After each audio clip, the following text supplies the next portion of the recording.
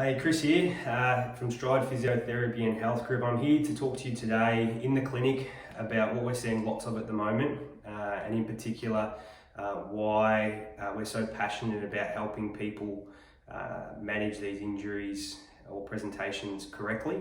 So we're seeing a lot of people present with tightness. That is often a belief that stretching's going to help. Realistically, stretching is not going to help, and what we need to actually focus on is strengthening. So we're going to debunk a bit of a myth around tightness versus weakness and why it often presents, and why we need to focus around strength rather than stretching in order to manage that feeling of tightness, in order to manage injuries or issues that you may be experiencing. We're going to touch on, if we do focus on strength, how long it takes to see some change, and it's something that most of you wouldn't expect. We can see some changes pretty quickly from starting some strength work, and we'll explain why. And then what we call here the systems approach to managing injuries and issues through strength work. We need to focus on addressing a number of key systems. So first of all, let's touch on tightness versus weakness. Really common is to think that when a muscle's tight or an area feels tight, that you need to stretch it. And there's nothing wrong with stretching, and it's something that we often prescribe as physiotherapists, but what we tend to find is if there's an area of tightness, there's a reason for it. So there's either another group of muscles around the area that's not working well, that's causing the muscle that you feel tight in or area that you feel tight in to work a whole lot harder.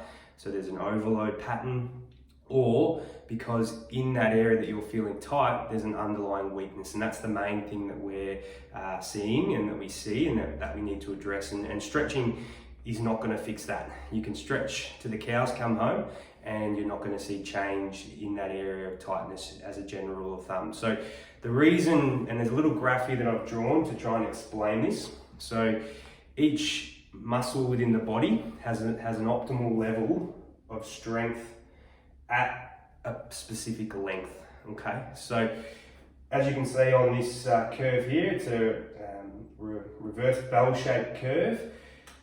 Here being the peak level of strength for a particular level of length. Now either side of this, you've got obviously shorter lengths and longer lengths, at which point there's less strength, or there's a less amount of force that can be developed by that muscle at that particular length or at those particular lengths, okay? Now what we see when we often have those areas that feel tight, for instance in the hip flexor group, it's really common, in the calf muscles, in the hamstring, we often see that that feeling of tightness often comes in these moments, okay? So when we think about it, if a muscle's consistently feeling tight, it's probably because we're working it in periods or in regions or in activities whereby we're taking that muscle group into a position where it's a little bit weaker. Now, how do we address this?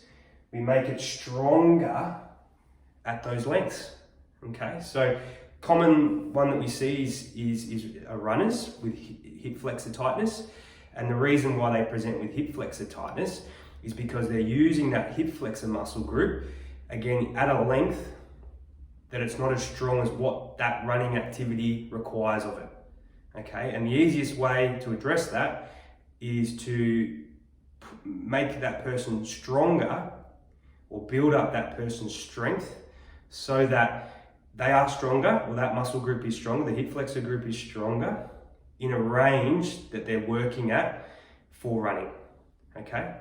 So basically, if we were to describe that on the graph, we need to shift the curve this way, okay? So what we end up with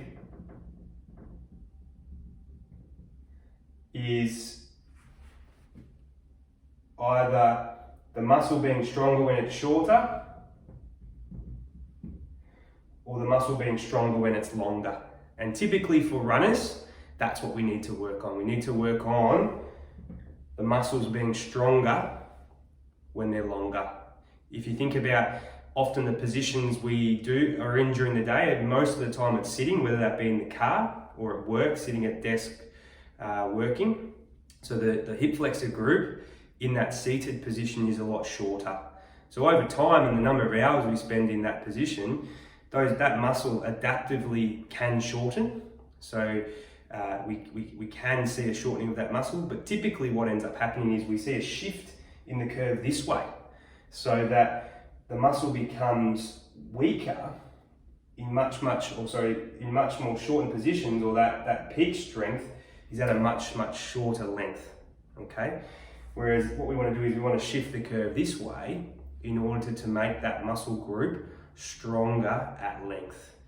And that's the exact position that we find, say, our runners in, where they want that muscle to be working well when they're upright running in a longer position, and it's just not the case, okay? So that's what we're often seeing, and that's that myth that we're trying to debunk, I guess, in terms of managing that feeling of tightness.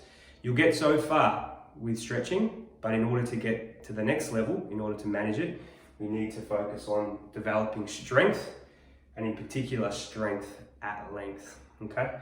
Now, how long can we see changes when we start to do some strength work? That's probably the key thing you're wanting to understand. It can happen really quickly.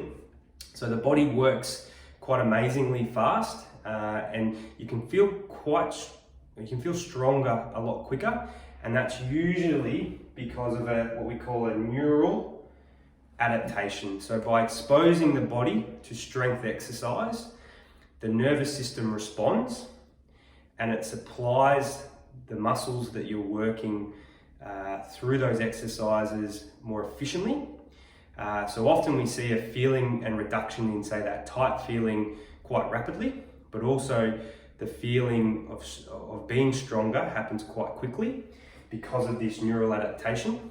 And if we continue to expose it over, say, 2-3 weeks up to sort of a month, we'll start to see genuine changes in those muscles where they become adaptively stronger, and this process of building strength at length becomes more instilled in the body. Now, in terms of the systems approach, we need to think about the body as made up of local systems and our global system. So the local system is, say, an area like the hips and the pelvis, and the global system being the whole body.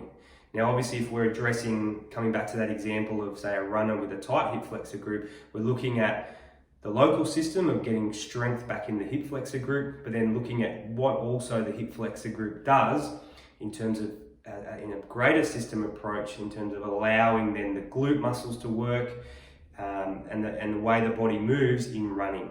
So what we need to do is not only address the local system again with the hip flexor group, but we need to address the whole global system. And that's where a strength program guided by a trained professional such as a physio can be really helpful in order to address not only the local systems, but also those global systems to ensure you get best success in managing either an injury or an issue, or even if it is just tightness or the feeling of tightness within a particular area. And that in turn leads to improved performance if it means that you're doing things in a competitive capacity.